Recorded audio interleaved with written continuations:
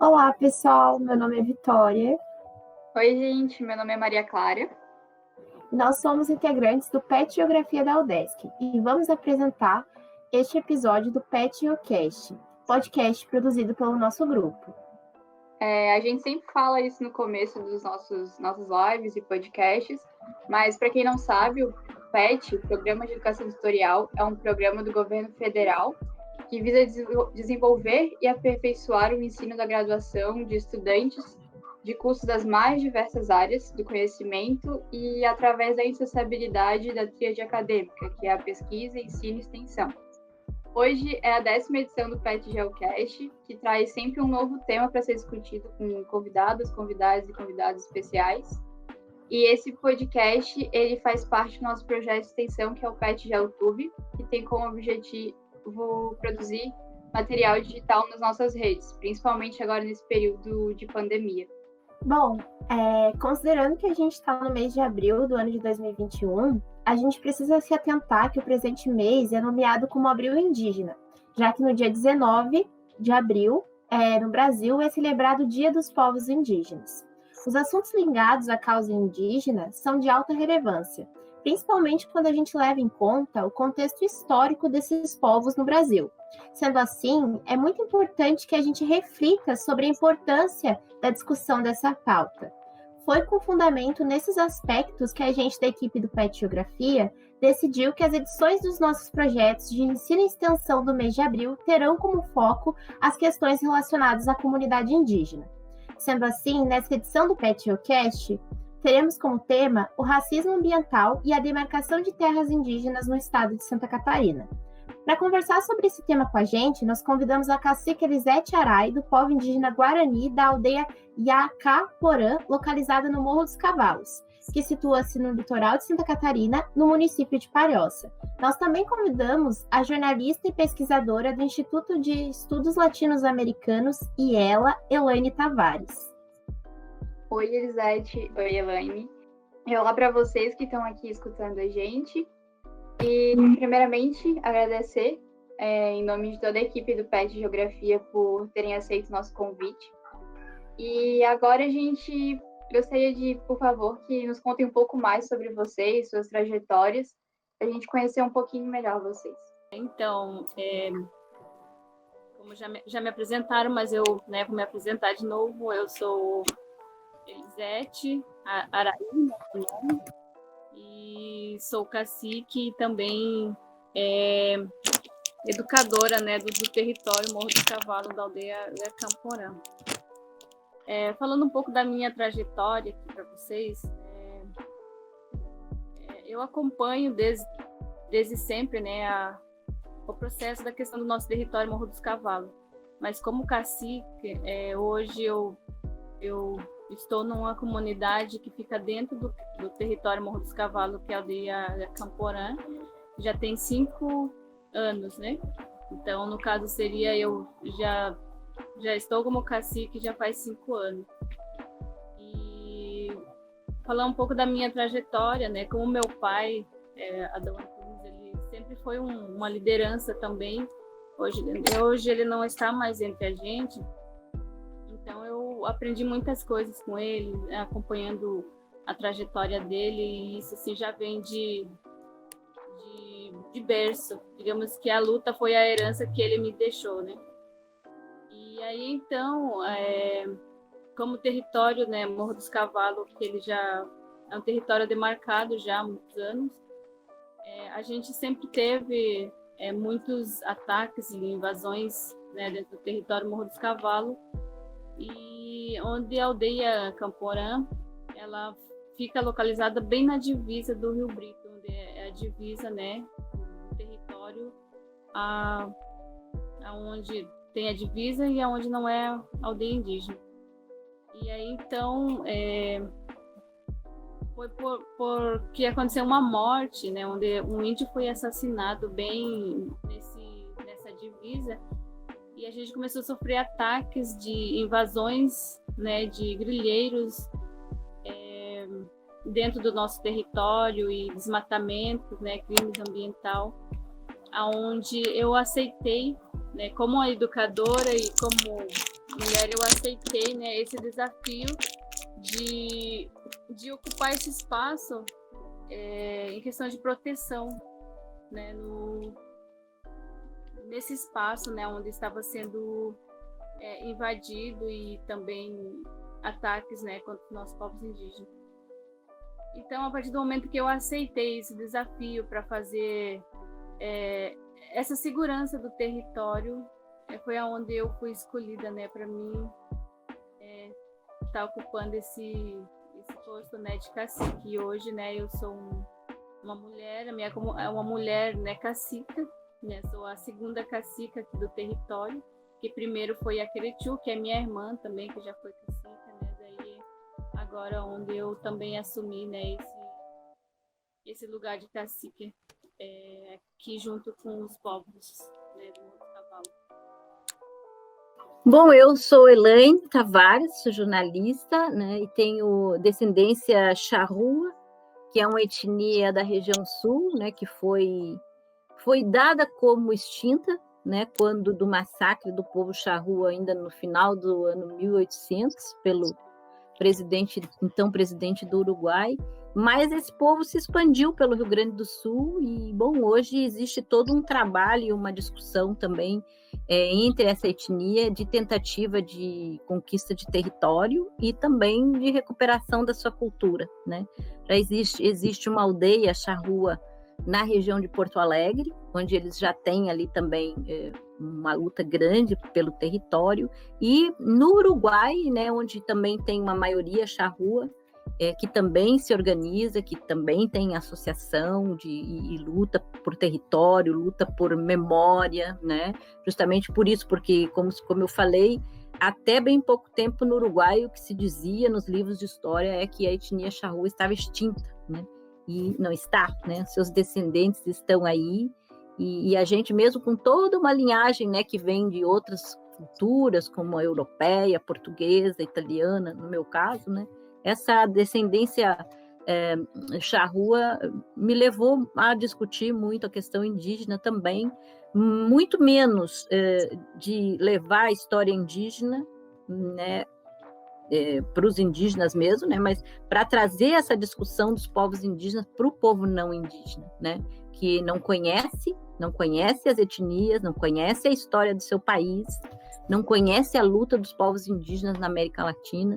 Então, daí que eu comecei esse trabalho de pesquisa já há 17 anos, né, que eu trabalho com isso ali no Instituto de Estudos Latino-Americanos, e a minha proposta é justamente essa, de levar o conhecimento da cultura indígena para os não indígenas, né, que então não se trata de falar pelos indígenas, mas ao contrário, é de trazer essa história, trazer toda essa memória e tentar jogar essas informações ao povo não indígena para que possam entender melhor e possam superar o racismo, né, que ainda é extraordinariamente grande no nosso país.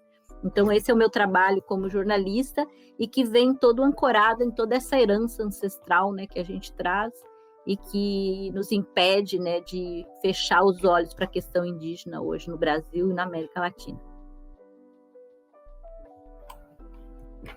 Bom, gente, queria agradecer de novo por vocês terem aceito o nosso convite. E agora que a gente conhece vocês um pouquinho melhor, a gente queria dar início à nossa conversa de hoje. E para iniciar, né, o nosso papo, a gente sabe que é muito importante fazer uma breve contextualização sobre o tema. Então, para você que está nos escutando e não sabe o que é racismo ambiental, o tema central desse episódio, aqui vai uma breve explicação. O racismo ambiental é uma forma de racismo que abrange questões territoriais. Sendo assim, se pode dizer que ele é o causador de injustiças cometidas contra grupos vulneráveis, seja por questões históricas, sociais ou culturais. Essas violações de direitos costumam se concretizar durante a realização de políticas públicas ou obras do setor privado. Elas podem ocorrer tanto no campo quanto no meio urbano. Segundo o sociólogo norte-americano Robert Bullard, que é um dos principais estudiosos sobre o assunto, o racismo ambiental tem uma correlação direta entre a exploração da terra e a exploração das pessoas. Agora, com essa breve explanação do que é racismo ambiental, ainda é interessante a gente mencionar a quantidade de conflitos ambientais no Brasil e no estado de Santa Catarina. E com isso, a gente se baseou num mapeamento realizado pela Fundação Oswaldo Cruz, a Fiocruz, que observou os conflitos que envolvem justiça ambiental e saúde no Brasil. Segundo a Fiocruz, atualmente a gente tem cerca de 611 conflitos mapeados. E no território catarinense, a gente tem cerca de 21 áreas de conflitos ambientais.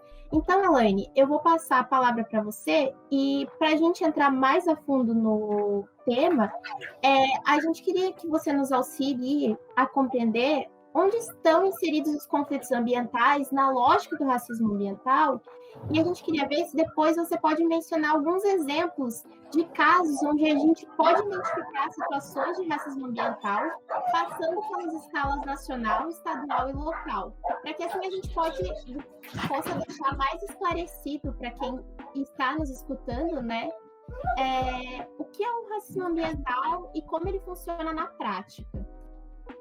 Eu, particularmente, não compartilho muito desse conceito de racismo ambiental, porque eu acho que ele nada mais, nada menos do que o sistema capitalista se expressando no mundo, né? Então, assim, aí se traz essas novas palavras, esses novos conceitos, que é uma tentativa também de esterilizar, né, a batalha que os trabalhadores, que os povos indígenas, quilombolas, negros, etc., têm que dar contra o capital. Né? Então, quando tu começa a trazer esses novos conceitos que estão mais vinculados às chamadas lutas identitárias, eles acabam fazendo isso, meio que enfraquece um pouco, né? Porque aí, se tu for pensar assim, vamos falar já de Santa Catarina. Nós temos vários conflitos em Santa Catarina, muitos deles têm a ver com a questão indígena, né? A questão das terras, o próprio Morro dos Cavalos ali, que até hoje não está terminado esse processo aí, né, de demarcação, de tudo, que é uma batalha intensa que se dá ali, né, e que se dá porque são povos indígenas, mas se dá também porque há um interesse extraordinário do capital naquela região ali, né?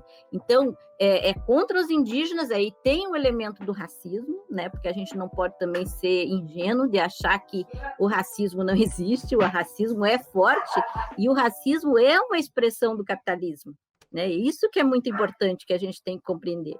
O racismo, ele nasce com essa ascensão do capitalismo, né? Tem um livro muito importante que vocês da geografia, imagino eu que já devam ter lido, que é o livro do Eric Williams, chama-se Capitalismo e Escravidão, que é um autor negro, né, um autor da região do Caribe, que escreveu um livro extraordinário, seminal, sobre a questão da escravidão, e que mostra isso, como que a escravidão nasce para sustentar o capitalismo, e como que aí, a partir do momento em que o capitalismo vai se consolidando também o racismo, porque precisava dizer que o negro era inferior para poder manter o negro escravizado, assim como precisa dizer que o índio é inferior, é preguiçoso, né, para poder manter o índio na sua condição de tutelado. Então, assim, o sistema capitalista é que provoca esse processo de racismo, né? Então, aí vem essa ideia do racismo ambiental, que digamos assim, seria o ataque do capitalismo a determinadas etnias, a determinadas culturas, aí contra os indígenas, contra os negros, contra os quilombolas, contra os ribeirinhos, enfim, todas essas populações vulneráveis, né, diante da sociedade e da estrutura do capital. Então, por isso se fala de racismo ambiental. Eu prefiro manter, né, o ataque do capitalismo contra os trabalhadores em geral e as etnias e as comunidades vulneráveis, né? E aqui em Santa Catarina, por exemplo, além dos conflitos que a gente tem com relação à questão indígena, que é muito importante, que é uma luta grande que se trava, para se ter uma ideia, os Guarani têm aí o Morro dos Cavalos ainda não demarcado, né? Os Laclanô, Choclen, né, tiveram suas terras demarcadas, então até hoje estão esperando pela indenização da barragem norte, que foi uma barragem que foi criada no meio do território deles, né? E que até hoje o governo não resolve. Cada vez que chove, enche tudo lá e eles ficam naquele drama todo. Os Caigangue no oeste, a mesma coisa, né? Uma luta constante contra aquele povo, que é um povo reacionário, um povo difícil também de trabalhar, os agricultores do oeste. Mas nós também temos os conflitos ambientais, por exemplo, no campo catarinense, com a cultura do Pinos, né? E aí contra quem? Contra as comunidades camponesas brancas, né? Os trabalhadores sem terra, né? Que perdem suas terras para o plantio do pinos, né? Então isso também é um conflito ambiental sério, né? E que tem a ver com esse ataque do capital ao mundo dos trabalhadores. Então essa discussão, né, que nasce lá nos anos 80 de racismo ambiental, ela vem nesse norte, né, que busca separar um pouco as lutas, né, quando que na verdade todas essas lutas segmentadas, a luta da mulher, do negro, do índio, dos homossexuais, todas essas lutas, elas são todas lutas que devem se travar contra o capital, né, porque é onde a gente consegue destruir o processo do capital, a gente consegue eliminar esse tipo de racismo, de preconceito também. Então, um pouco essa é a minha visão sobre a questão do chamado racismo ambiental. Capitalismo selvagem sempre atuando de forma forte, né? Mas muito obrigada pela contribuição, Elaine. E a gente queria dizer também, pessoal que está nos escutando, que se vocês se interessarem mais pelo tema, a gente vai deixar aqui na descrição do episódio o link do mapa da Fiocruz, do mapeamento, né, desses conflitos ambientais, e também de um e-book que os pesquisadores da Fundação Oswaldo Cruz produziram, que o nome é Injustiça Ambiental e Saúde no Brasil, o Mapa de Conflitos. Esse livro, né, ele está relacionado ao mapa de conflitos, então é um material bem legal que a gente vai estar disponibilizando para você que se interessar mais sobre esse assunto. Então, só complementando ali a fala da nossa colega Elaine, né? A questão do racismo ambiental, eu falo mais assim, questão do nosso território, né? Morro dos Cavalos, né? É um espaço onde eu me criei, onde eu conheço. E uma coisa assim que existiu desde sempre, né? Inclusive, assim, o Estado, a gente sofre muito esse racismo ambiental pelo Estado, que é o que poderia estar nos apoiando, né, e dando essa força em questão das demarcações de terra, inclusive Morro dos Cavalos, né, que hoje, né, a gente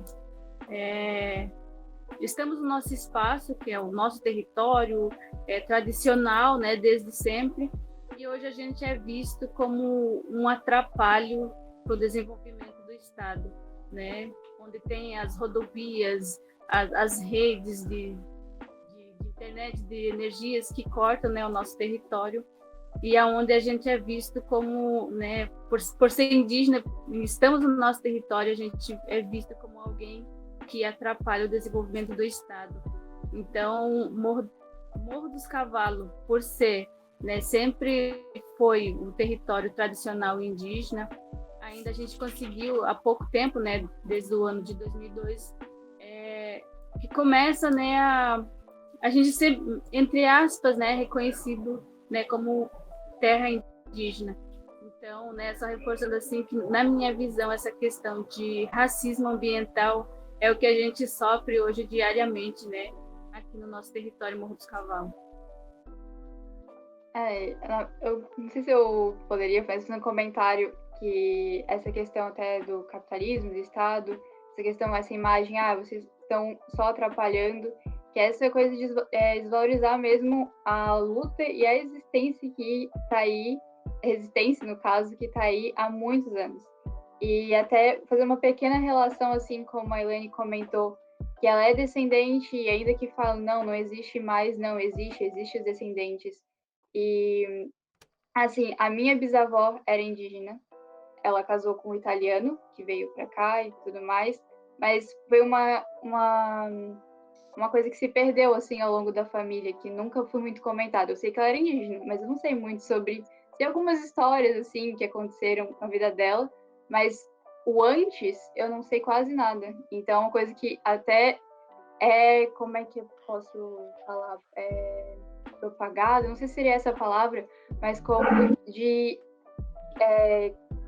cortar essa existência mesmo, dessa memória, e como um propósito, assim, de chegar a isso e de realmente, não, vocês, entre aspas, né, vocês só atrapalham, não tem porquê, vamos cortar essa memória, essa história de vocês que é tão importante, que é o princípio de tudo que a gente vive aqui, principalmente, né.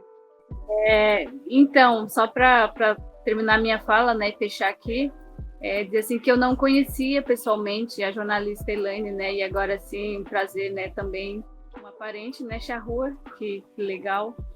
E eu acredito que ela, como jornalista, assim, sabe, assim, que o Sul, principalmente, é a região mais, assim, onde tem esse racismo ambiental, onde ele não nós do Sul não somos reconhecidos como povos indígenas, né? Sendo bem direto, assim, né? Por causa que, quando falam em indígenas, em povos indígenas, né, as pessoas já pensam, tipo, no pessoal do norte, né, pessoal do Amazonas, né? Então, a gente sabe, né, o que é sofrer isso, não ser reconhecido, né, pela nossa região. Imagina pelo nosso estado, né, como que a gente é visto. Então, só para fechar minha fala, e agradeço. Segunda pergunta, agora se direcionando primeiramente à cacique Elisete, você poderia nos trazer uma contextualização da realidade atual da aldeia Camporã, no Morro dos Cavalos? E você considera que nesse contexto seja um caso de racismo ou uma injustiça ambiental? Hoje eu vejo, assim, contexto da minha comunidade, tem as duas coisas, né? O racismo, né? E a questão ambiental, né? Porque a aldeia fica localizada bem na divisa, onde tem um rio, né? Tem um rio que faz a divisa, né, da comunidade, e ela cai no mar. E esse rio, ele abastece a comunidade, que é o bairro que tem aqui da Enseada do Brito.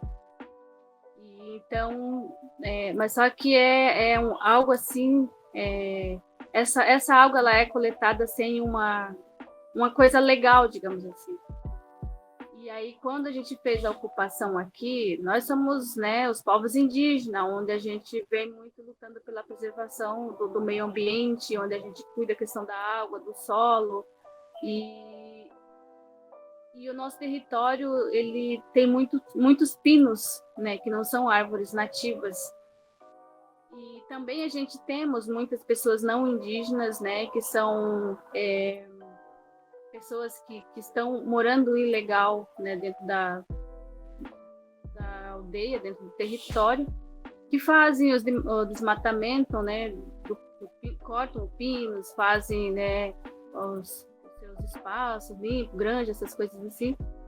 E nós, sendo, né, os donos do nosso território legalmente, né, se a gente for derrubar um pinos, alguma coisa, a gente é criticado, digamos assim, dizer assim, poxa, né, os indígenas estão desmatando, né? E a questão da água, né, a gente usa o rio, sim, para a gente tomar o banho, para a gente tomar a nossa água, assim como eles também tomam, né, a água, e a água é para todos, a gente também não pode negar. Mas, assim, como muito julgado também, assim, que os indígenas estão poluindo a água que a gente está bebendo. Então, assim, relatando um pouco, assim, de como a gente sobrevive hoje, mas falando, assim, da minha comunidade, e quando a gente, né, fez a ocupação aqui, o espaço onde eu estou hoje, né, onde fica a comunidade, era um depósito de lixos, de entulhos, um lixão, digamos assim, que tinha lixos orgânicos, vidro, móveis velhos, carros velhos. Então, onde a gente veio e fez essa corrente, né, com toda a população do Morro dos Cavalos, e a gente fez essa limpeza, a gente, né, correu atrás, a gente limpou o rio, limpamos o terreno, e hoje, né, a gente tem esse espaço aqui, mas muitas vezes a gente sofre muita crítica, muitos ataques, né, a gente é vigiado, já fomos vigiados por drone, né, pessoas que a gente não sabe de onde que veio, né, de vir por, né, vigiando a nossa comunidade, de como se a gente está desmatando ou não. Então, assim, hoje, assim, a gente vive, né, nesse momento, digamos assim, né, de ataques, de críticas, e discriminações e de racismo ambiental e pessoal também. Eu acho que é bem importante isso que a Elisete está falando, né, sobre a comunidade delas ali, do Morro dos Cavalos, tanto a parte que ela é cacique hoje, como a parte mais perto da estrada, né, ali, onde, inclusive, a agressão que o povo guarani sofreu por parte da mídia catarinense, justamente quando se tentou colocar a estrada ali, passar o túnel, aquela coisa toda, né? Bem isso que a Elisete falou, estão atrapalhando o progresso catarinense, né? De botar o túnel ali, mas o túnel passava no meio da comunidade, né? Onde as crianças andam livres, onde as pessoas circulam, e aí como é que elas iam passar por cima do túnel, né? Então, assim, a proposta era justamente fazer um contorno, enfim, o Estado que encontra os caminhos, né? Mas não pode querer colocar na sociedade a ideia de que os indígenas são um atrapalho. E isso que a Elisete falou aí também sobre estarem cortando madeira e poluindo o rio, são mais outros dos absurdos que se vê todo santo dia na imprensa catarinense, né? E se a gente for observar, pegar qualquer pesquisa séria, por que as terras indígenas são tão cobiçadas? Porque são as terras mais protegidas, né? Quem protege o ambiente são as comunidades indígenas, as comunidades quilombolas, as comunidades ribeirinhas. Esse povo protege o ambiente porque eles vivem do ambiente, né? O ambiente é parte da existência dos povos indígenas, não tem separação, né? Então, quando se diz uma coisa dessas, é justamente aí que tem que desmontar esse discurso, né? Não pode colocar essa ideia de que o índio está sujando o rio. Por quê? Porque ele está se banhando no rio? Porque ele não vai jogar a poluição no rio, né? Então, é lógico que aí onde assoma, né, essa construção do racismo, porque ninguém nasce racista, né? As pessoas vão se fazendo racista porque há uma construção por parte desses instrumentos, né, de controle do Estado, da educação, enfim, na escola, na igreja, na mídia, que vão construindo essas questões. Então, é por isso que a gente precisa desmontar esses discursos, por isso que é muito importante que espaços como esse, dentro da universidade, dentro de um curso como geografia, é muito importante para que as pessoas pensem um pouco sobre isso, né? Vão pesquisar. Os espaços mais ricos do Brasil são os espaços indígenas, porque são os mais protegidos, né? Então é por isso que são tão cobiçados. E eu acho que pegando um pouquinho assim do que tu falou, Elaine, por exemplo, quando a gente vê a mídia local, né, atacando os povos indígenas, eu acho que dá para fazer uma associação muito legal com o que o Frantz Fanon fala nos Condenados da Terra, que a gente insere dentro disso também um contexto histórico. O Frantz Fanon, ele fala que a colonização, né, por meio de exploração, ela busca essa desumanização dos povos originários. E a gente vê isso. No Brasil, a gente tem um alto índice de miscigenação. Muitos de nós temos origem indígena, muitos de nós não sabemos disso, e a gente tem essa desumanização, essa questão do racismo, e muitas vezes o que a gente deveria estar protegendo, a gente não está, por toda uma questão muito maior. E aí também entra a questão que a gente falou antes do capitalismo, que é selvagem e que é mais acentuado ainda por conta da atuação da mídia e muitas vezes de uma má gestão do Estado, que eu acho que isso a gente não pode deixar de mencionar. Mas então tá, eu acho que agora a gente parte para a nossa terceira pergunta, e eu vou um pouco ainda no que a Maria Clara perguntou. A Maria Clara, ela usou anteriormente o termo injustiça ambiental, e eu queria que você falasse para a gente, Elaine, qual que é a associação da injustiça ambiental com racismo ambiental. E eu aproveito ainda e pego um gancho para perguntar se você saberia nos dizer quando esse tipo de racismo começou a ser identificado e mencionado na literatura. Sim, essa ideia de racismo ambiental, como eu falei antes para vocês, ela nasce mais para os anos 80 e ela vem de um debate, de uma discussão do povo negro estadunidense. Né? Inclusive, é um ativista negro estadunidense que começa a discutir isso justamente porque os espaços do povo negro nos Estados Unidos, além de todo o racismo que tem contra ele, pessoa, ainda tem também contra os espaços, né? Se tu pega qualquer filme idiota americano que tu vê na televisão, tu já percebe isso claramente, né? Quando tem os bairros negros, onde tem mais negros, são os bairros mais pobres, são os bairros que não recebem políticas públicas.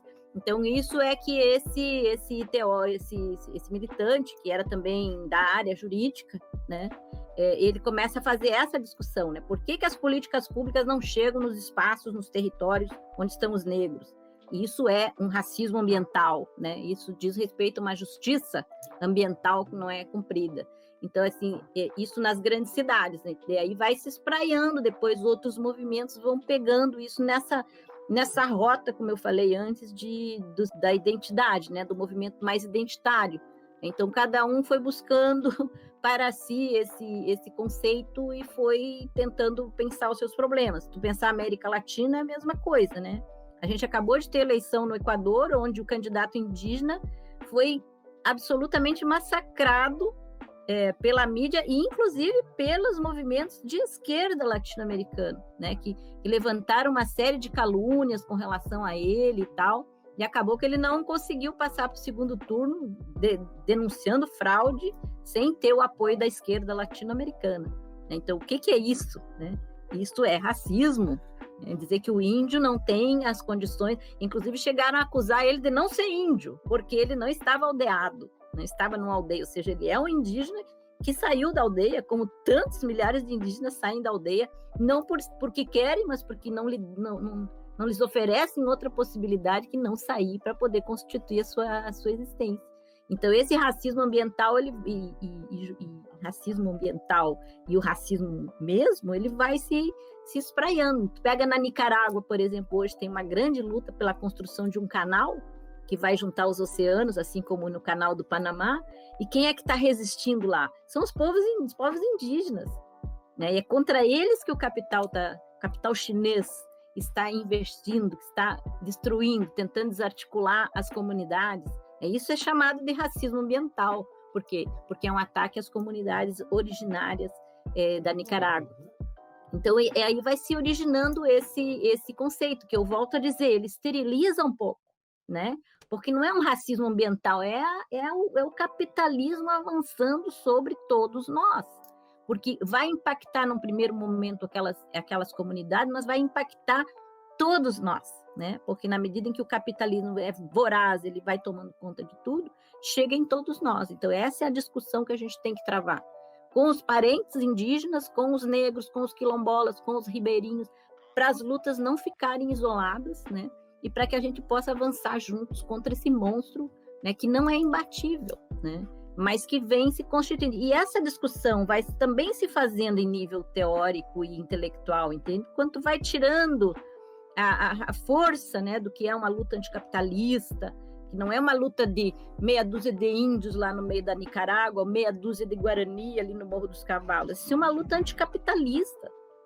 Os indígenas estão lutando pelo seu território porque eles têm um modo de vida, eles querem viver ali do jeito deles, que não é o modo capitalista de produção, é outra forma de viver, e que é muito perigosa, né? É por isso que os indígenas são muito combatidos também, eles têm uma forma de vida muito perigosa, que não é uma vida de produzir o excedente, que não é uma vida de querer tirar o lucro das coisas, é uma vida para viver em harmonia com a natureza. Isso é coisa da pré-história? Não, não é coisa da pré-história, não. Isso é possível, né? E muitas dessas comunidades têm sobrevivido esses 500 anos todos de uma maneira muito legal, né? Então, por que tem que ser destruída? Deixa o povo viver do seu jeito, né? Por isso surgem os estados plurinacionais, que também é uma luta indígena forte na América Latina, que já conseguiu vitórias na Bolívia, já conseguiu vitórias no Equador, e que vai avançando, né, na medida em que as lutas vão se fortalecendo. Eu acho que isso também ainda cai dentro do que o Fanon fala. O Fanon, quando ele fala da questão das colônias, ele menciona o quanto o sistema capitalista se aproveitou dos sistemas coloniais, dos resquícios desses sistemas coloniais, que deixam marcas históricas durante milhares de anos nas sociedades. E eu acho que a gente consegue perceber isso acentuadamente dentro da sociedade brasileira, né? Bom, acho que eu vou passar a fala agora para Maria Clara. Agora que nos aprofundamos mais no que diz respeito ao racismo ambiental e que também tivemos um espaço de contextualização da situação do Morro dos Cavalos, como ocorre, como esse processo de demarcação desse território acontece, e como indígena, qual você acha que é a importância e papel do Estado em relação à demarcação de terras?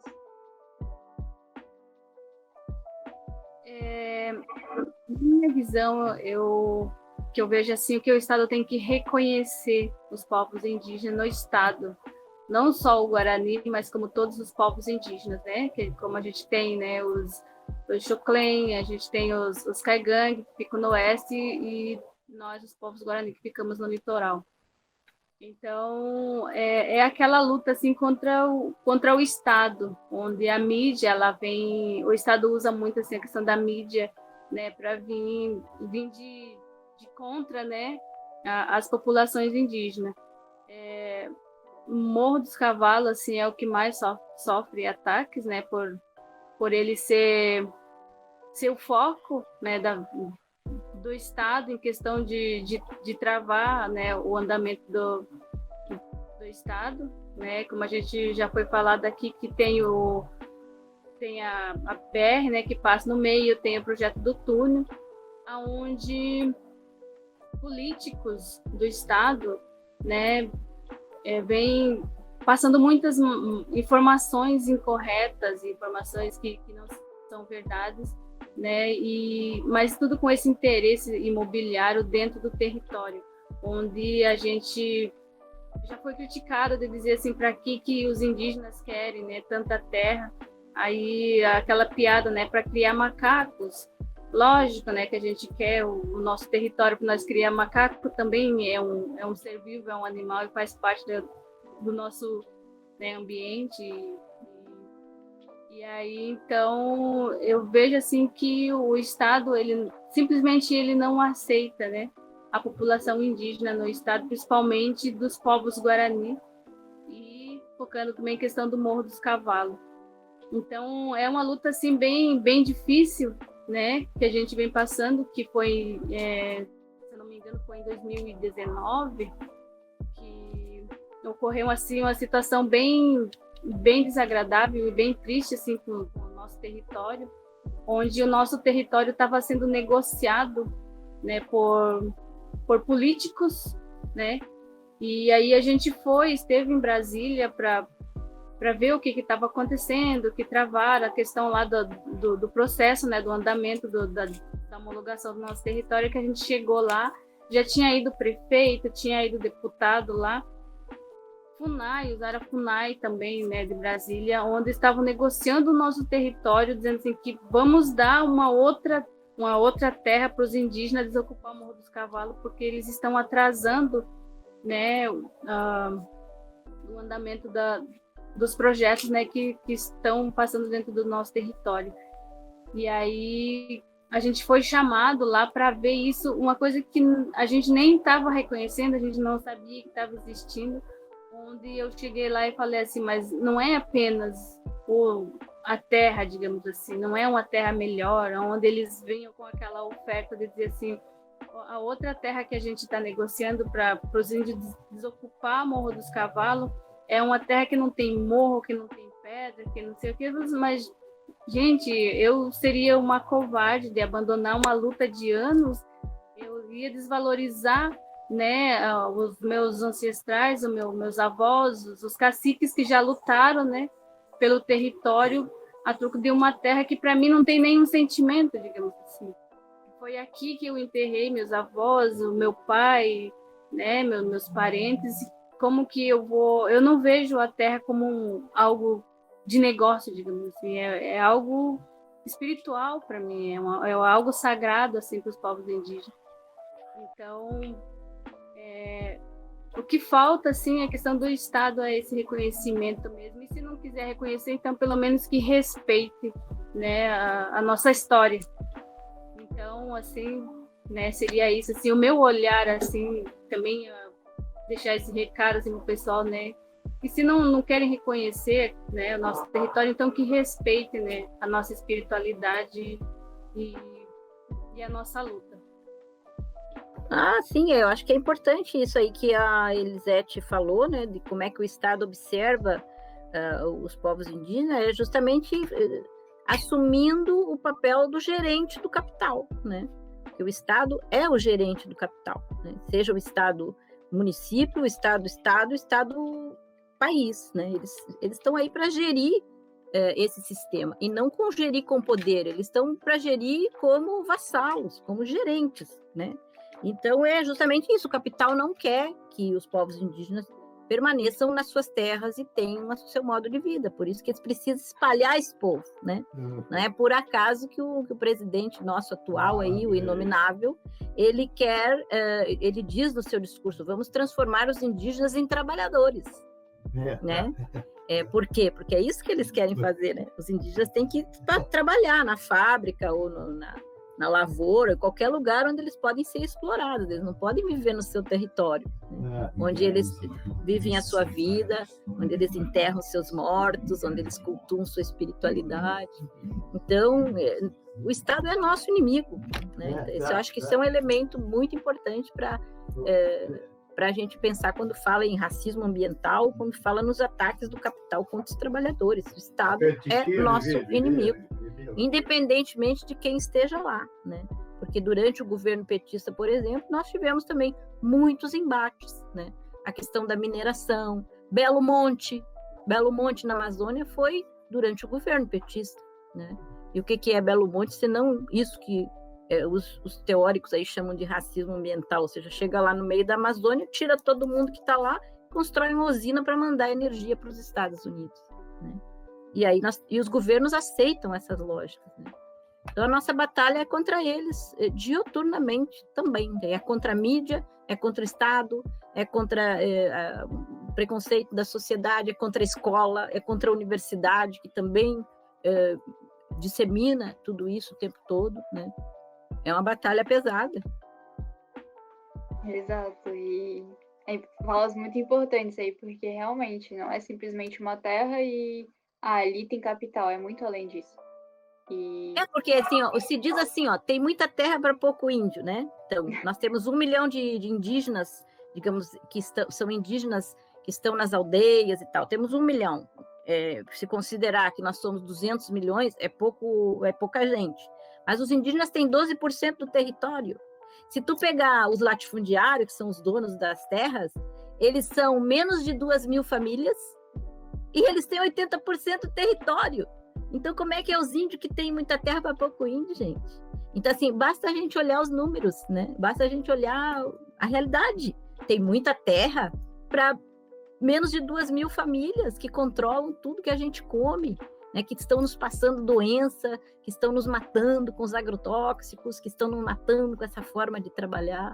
E aí são os índios que são os sem vergonhas do país, que estão em 12% do território tentando viver suas vidas, né? Então, assim, tem que desmontar isso, tem que desmontar diuturnamente, na escola, na família, na igreja, em tudo que é lugar, né? É uma batalha de gigantes.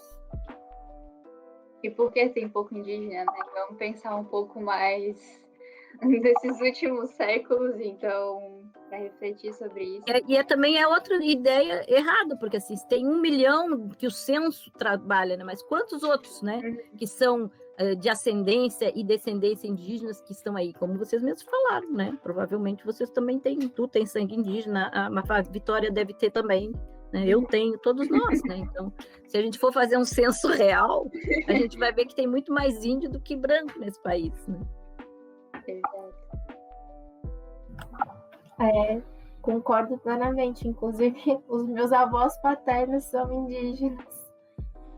Mas eu acho até que aproveito para colocar nisso, quando a gente olha agora, por exemplo, a questão da pandemia, a doença chegou nas aldeias indígenas, se alastrou muito mais rápido, mas ela chegou através do homem branco nas aldeias indígenas. E até então a gente se pergunta qual que foi o papel que o Estado fez com isso. Será que o Estado realmente foi lá na aldeia indígena e conseguiu proporcionar um espaço que fosse seguro? Porque o que a gente acompanhou em 2020 foi um desmonte total. Foi o presidente falando que queria legalizar garimpo para o índio. Então a gente realmente está vivendo por um momento de ataque. E eu aproveito disso, né, que a gente está falando desse momento de ataque, para te perguntar, Elaine, como que a gente pode estar somando nessa luta contra o racismo ambiental em defesa da população indígena e dos povos originários. Porque a gente sabe que os povos originários eles têm uma contribuição histórica muito grande e que eu acho que também é importante a gente voltar na história e falar que o português não chegou aqui. O português, ele se apropriou de uma terra que não era dele. E eu acho que essa história do que a gente fala que é grilagem, ela já rola há muito tempo. Quando o português chegou aqui, eu acho que a gente pode denominar isso como um tipo de grilagem. E que essa terra que a gente fala aqui... É muita terra para pouco índio. A terra é do indígena. A terra onde a gente está hoje, antes era ocupada por indígenas. Então, essa terra é do índio e a gente tem que reconhecer isso. Então, como somar nessa luta? Isso que teve aqui foi uma invasão, né? Isso aí tem que desmontar isso, né? Não teve encontro de mundos, né? Não foi uma descoberta, foi uma invasão, né, do mundo mercantilista da época, e foi justamente porque invadiram esse território aqui de todas as Américas é que se consolida o capitalismo, né? Se tu, por exemplo, sair daqui do Brasil e for andar nas ruas de Londres, nas cidades industriais como Manchester ou Liverpool, ou mesmo Londres, tudo aquilo que está lá foi construído com a riqueza roubada daqui, né? Então, assim, o capitalismo só se consolidou e cresceu e se transformou nesse monstro que hoje nos domina porque nos roubou, né? O que tirou daqui de prata, de ouro, de açúcar, tudo, de todas as riquezas. Então, tem que desmontar isso. Como é que a gente luta contra o racismo ambiental? A gente tem que desmontar essas historinhas que eles contam pra gente, de que tem muita terra para pouco índio, de que os índios não trabalham, enfim, né, de que os negros não têm por que terem a sua história retomada agora, já passou o tempo da África, sabe? Não passou, né? Quando os negros foram libertados, eles foram libertados sem direito a ter propriedade. Então, imagina vocês, milhões de pessoas são jogadas das fazendas livres e não tinham direito a ter propriedade, não tinham direito a ter propriedade. É por isso que nós temos as favelas, por isso que nós temos a miséria no mundo negro. Então, assim, como é que não tem que ter reparação? Né? Como é que não tem que ter? Tem que ter, nós temos que assumir isso como povo. Né? Foi um momento lá atrás de um governo que não era nosso, a gente não estava vivo, mas nós temos que assumir isso como povo, assim como temos que assumir a nossa dívida histórica com os povos indígenas, pelo amor de Deus, né? Eles ainda pedem pouco. Se tu for observar as demandas indígenas, eles pedem pouco, né? Então, assim, para mim, é isso que eu faço no meu trabalho. A minha vida é desconstruir essas histórias, né? E mostrar que tudo isso diz respeito ao ataque do capital contra os trabalhadores do mundo. E aí os trabalhadores são nós, que somos trabalhadores da cidade, são os indígenas, são os negros, quilombolas, enfim, todo mundo que não é proprietário dos meios de produção, tem que estar junto para poder enfrentar esse monstro aí. E o nosso trabalho na escola, como intelectual, como profissional, é desmontar isso diuturnamente, né? A gente pode começar pela família, desconstruindo essas histórias, né? Porque é só quando a população entender o que realmente aconteceu aqui é que a gente vai poder mudar essa situação. Então, acho que essa é a nossa colaboração, né, digamos. Os indígenas fazem as lutas específicas deles, mas nós precisamos estar juntos, porque o inimigo é comum, né? O inimigo dos indígenas, que são os latifundiários, é o mesmo nosso, que estamos na cidade, né? Porque eles são a classe dominante, é a classe que domina a lógica do capital no nosso país, e é contra eles que nós temos que lutar, e juntos. Eu aproveito e amplio essa pergunta também, Elisete. Como você acha que a gente pode estar somando na luta e na causa indígena? Sempre por onde eu vou e por onde eu passo, eu sempre, né, deixo esse convite, principalmente, né, às pessoas, né, que trabalham com a mídia, né? Eu acho que hoje, assim, é só o pessoal da mídia, né, que é onde hoje a mídia é tanta, como é que eu falo, não sei como que eu posso usar a palavra, essa nova geração, né, onde hoje tudo movido assim por pela mídia, por televisões, celular, internet, esse negócio da internet. Então, que cada um abrace a causa indígena, né? E vamos usar a mídia, né? Para a gente divulgar e mostrar realmente, dar visibilidade aos povos indígenas, né? Não só do Sul, mas de todos os povos indígenas que hoje, assim, o Brasil, ele nega isso, mas às vezes outros países pedem, né? Mostram, né? E valorizam mais a nossa história do que o próprio povo brasileiro.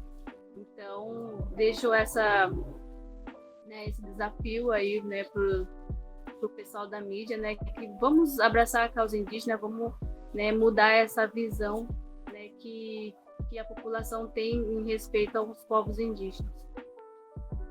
Exatamente isso. Obrigada. E acho que agora a gente pode passar para a última pergunta, que a gente já meio que comentou assim por cima, mas a gente aprofundar um pouco mais, que é focando um pouco mais no contexto pandêmico da Covid-19, o atual cenário de governo federal, estadual e até municipal. É fato que já faz parte da nossa rotina nos depararmos cada vez mais com notícias abordando o descaso a diversos direitos básicos da população brasileira, principalmente de grupos vulneráveis e de povos originários.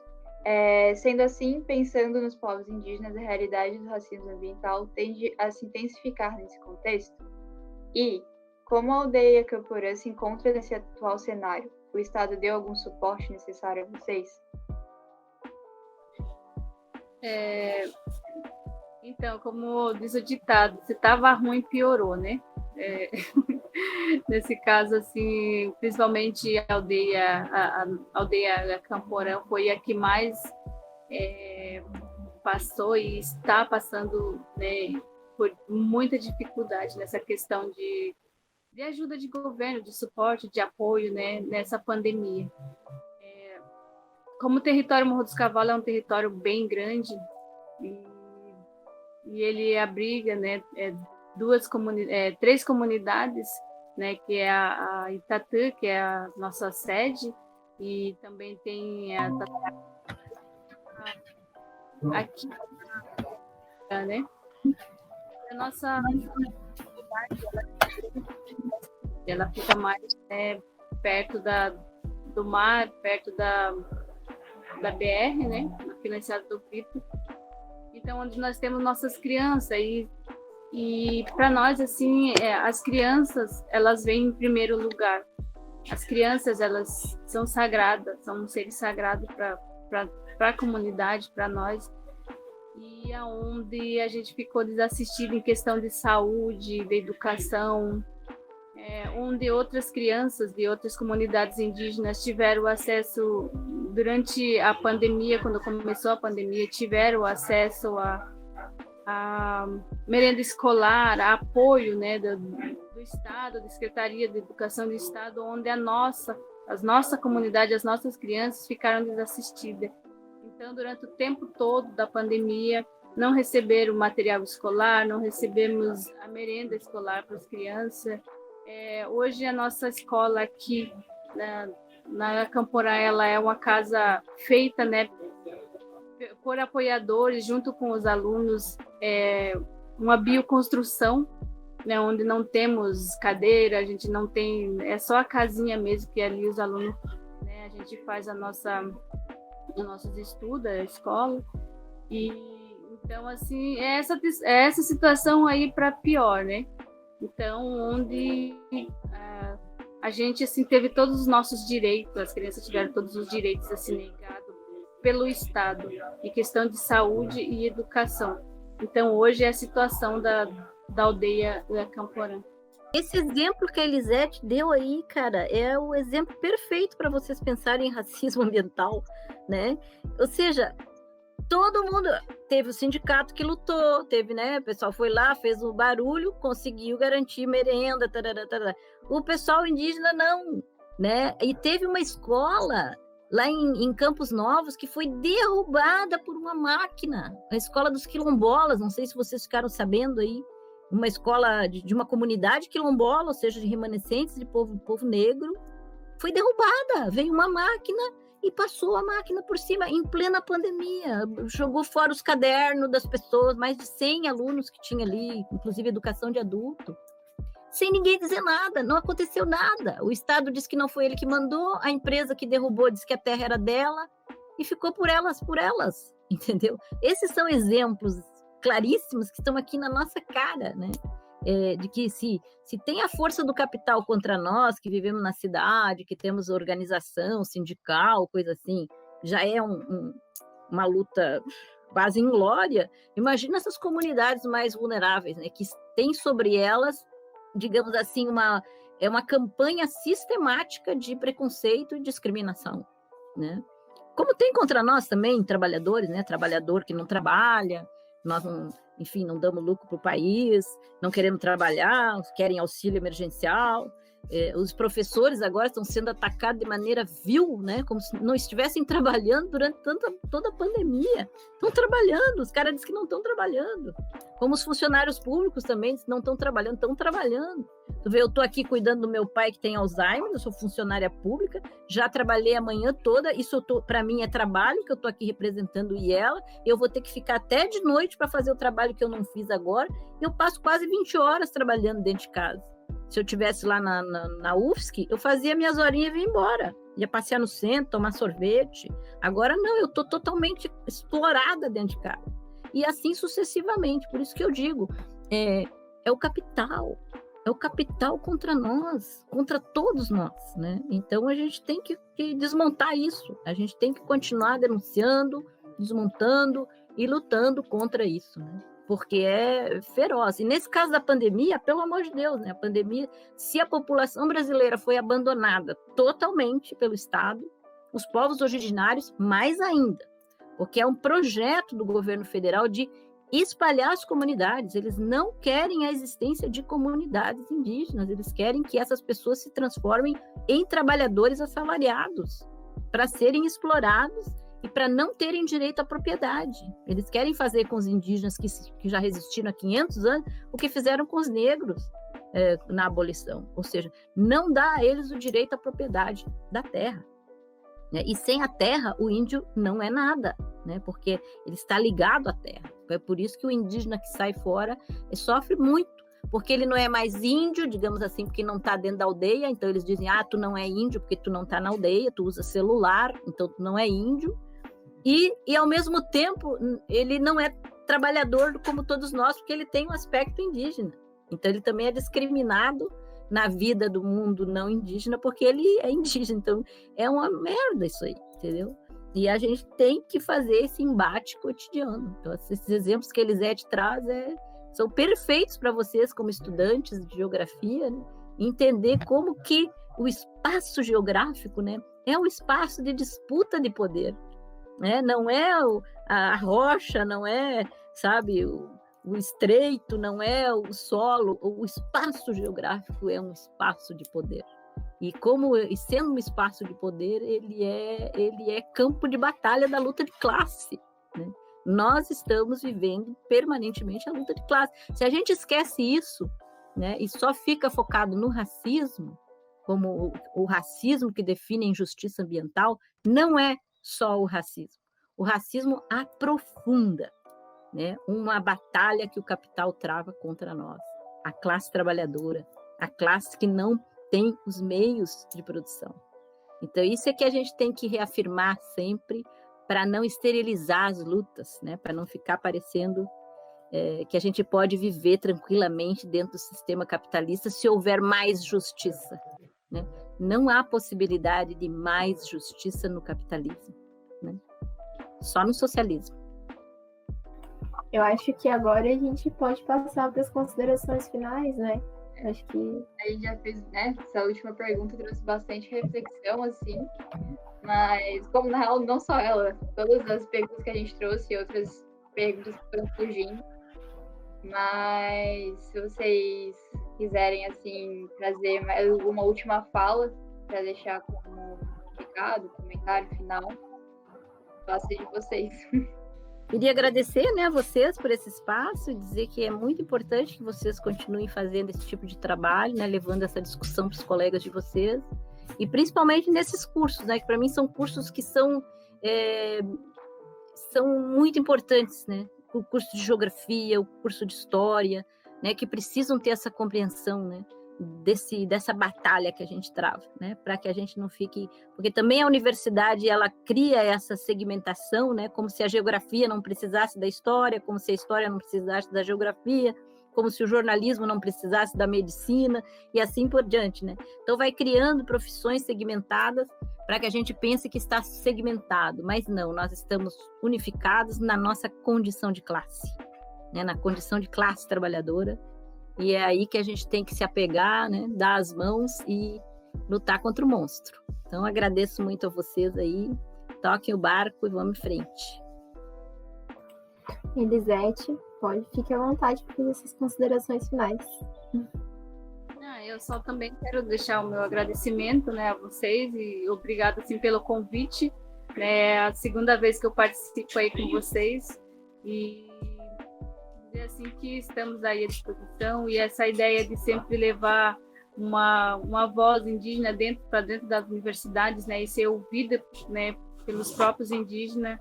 Eu acho que assim, isso assim, vem, né, fortalecer bastante também a questão da história e da geografia também, porque acredito que nada melhor de que quem está vivendo, quem está ocupando o espaço, está contando essa história, e é a realidade da geografia e da história. Então, só agradecer e muito obrigada mesmo. Algo que eu comecei a refletir, acho que ano passado, não sei, que esses espaços, assim, principalmente agora esse mês, quando a gente teve um grande movimento de diversas atividades virtuais devido à pandemia, mas trazendo essas questões à discussão mais profundamente do que já são discutidas há muitos anos. Mas cada vez mais a gente ter essas representações, essas discussões, mas também como trazem outros momentos também. Por que uma indígena não pode vir falar sobre algum outro assunto? Seja, sei lá, sobre medicina, como a Elaine comentou antes, algo assim relacionado à medicina. Esses espaços assim, que devem ser ocupados, tanto quando a gente levanta essas questões importantes de luta indígena, luta do movimento negro e tantas outras lutas, mas esses espaços também se abrangem para outros temas. Então, é algo assim que a gente tem que cada vez mais estar aí lutando por isso também. Tornar o espaço da universidade pública um espaço mais plural e realmente desmistificar aquela ideia que antes a universidade era algo bem mais específico e agora não, ela vai ser plural e a gente vai lutar a favor disso, porque a universidade, ela sim é para a gente estudar, mas ela está a serviço da sociedade, e é isso que a gente está fazendo aqui, trazendo novos conhecimentos para a sociedade e trazendo essas causas tão importantes que muitas vezes as pessoas acabam não tendo tanto contato. Então essa é a ideia, tornar a universidade um espaço plural e de distribuição de conhecimento de qualidade. É mesmo que a gente aí, como cansado com várias outras questões, fora o cansado questão de trabalho, a gente está aí porque esse é o mais importante, a gente conseguir propagar mais esses conhecimentos. De novo, muito obrigada, gente, por terem aceito o nosso convite. A gente fica realmente mega feliz, mega agradecida em nome de toda a equipe do PET. A gente realmente agradece muito por vocês terem aceito o nosso convite. Obrigada, gurias. Tudo de bom para vocês.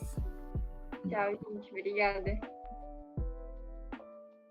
Bom, e a gente também, agora no finalzinho, queria agradecer tanto as convidadas Elaine e Elisete, como vocês que estiveram aqui escutando a gente até agora. E não esqueçam de, se for possível, usar máscara, álcool gel, respeite as medidas de segurança, apesar de todas as realidades que a gente tem, que muitas vezes não é possível. Se é possível, por favor, façam isso. Se curtiram esse episódio e desejam saber mais sobre as nossas atividades e outros episódios do PET Geocast, a gente no Instagram está como @PetGeoDesc, no Facebook a gente é o PET Geografia Udesc, e no YouTube a gente também tem um canal onde acontecem algumas lives que a gente está como PET Geotube. Bom, e vocês conseguem encontrar na bio do nosso Instagram o link de acesso para para demais episódios do nosso podcast, que se encontram nas diversas plataformas e também no nosso canal do YouTube, no Spotify. E é isso, esse foi o nosso bate-papo de hoje. A gente fica por aqui e fiquem atentos nas redes do Pet Gel, que logo a gente vai estar postando novas edições do podcast e muitos outros projetos legais que a gente está planejando para 2021. Valeu, pessoal, e até a próxima! Tchau, tchau.